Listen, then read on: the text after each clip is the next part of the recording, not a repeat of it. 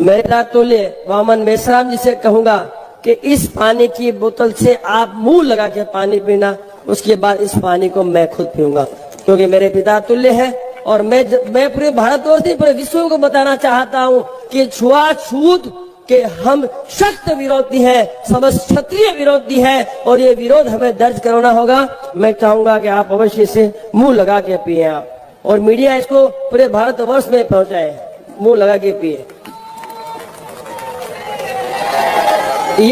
ये पानी मेरे पिता तुल्य, मेरे बड़े भ्राता वामन मेश्राम जी ने पिया है। मैं आपके सामने ये पानी उसी तरह से पी रहा हूं।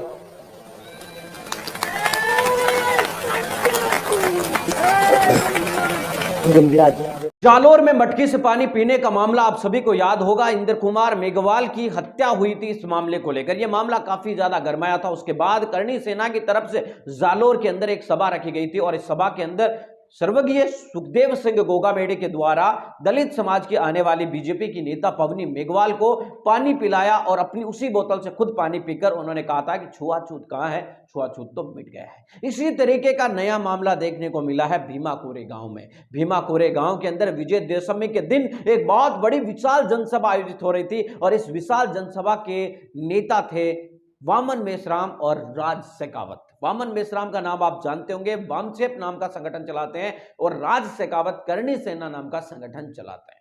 करणी सेना के राज शेखावत ने एक पानी की बोतल निकाली, और उसमें से वामन मेश्रामों को वो बोतल दी, और बोतल देने के बाद उनको बोला कि आप पानी पीजिए। पानी पीने के बाद राज शेखावत उस बोतल को लेते हैं और खुद भी उस बोतल से पानी पीते हैं। ये वीडियो हमने अभी सोशल मीडिया पर काफी ज्यादा वायरल होता देखा, और खास तौर से करणी सेना के लोगों के द्वारा इससे बड़े पैमाने पर शेयर वो किया जा रहा है। हालांकि हमने ये जानकारी आपको भीमाकोरे गांव वाले दिन ही दी थी कि वामचेप और करणी सेना साथ साथ आए, लेकिन इस वीडियो के साथ आने के बाद एक बात तो करना बहुत जरूरी है। हालांकि आपको बता दें कि नेता जो मंच पर करते हैं उसका फर्क काफी ज्यादा पड़ता है। इसमें कोई दो शंका नहीं है कि जो भी नेता मंच के ऊपर किसी घटना के बारे में या कोई बात करते हैं, तो इसका जो अगर भड़काऊ भाषण देते हैं तो जनता में भी अग्रेशन भड़काऊ जाता है। अगर नेता मंच के ऊपर इस तरीके की बातें करते हैं तो उसका असर नीचे तक होता है। लेकिन यहां पर राज शेखावत से मेरी एक ही बात कहनी है कि राज शेखावत जी, आपकी बात सही है, और आप ये लोग जो कर रहे हैं वो भी शायद सही हो सकता है, लेकिन आपसे एक ही अनुरोध है कि आप अपने प्रत्येक कार्यकर्ता को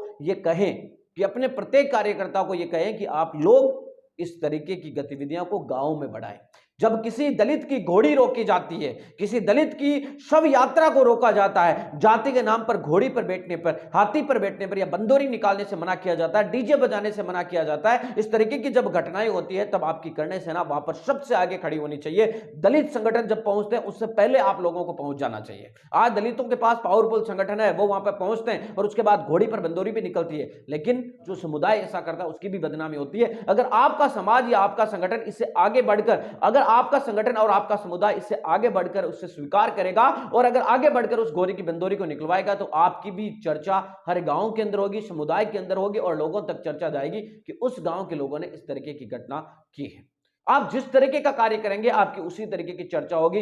तो उत्तर प्रदेश, राजस्थान, मध्य प्रदेश, छत्तीसगढ़, तेलंगाना सहित राज्य, देश के कई अलग अलग राज्यों के अंदर जब दलितों पर अत्याचार की घटनाएं सामने आती है, तो मैं तो आपसे यही उम्मीद करूंगा कि जिस तरीके से आप पानी की बोतल को जल्दी से पी रहे हैं, उसी तरीके से आपकी करणी सेना भी जल्दी से वहां पर पहुंचकर उस दलितों को न्याय दिलाने के लिए आगे आएगी। और अगर इस तरीके का माहौल बनता है, तो शायद भारत के अंदर जो संवैधानिक बातें की आप चर्चा करते हैं, देश के अंदर संविधान लागू करने की और मूल लोकतंत्र की आप बात करते हैं, वो कल्पना आप जो करते हैं वो साकार होगी। कुल मिलाकर सामाजिक समरसता नहीं, बल्कि आपसी बराबरी चाहिए। ना कोई ऊपर ना कोई नीचे, सब बराबर। यही संविधान का मूल मंत्र था और यही बाबा साहब अंबेडकर की सोच थी।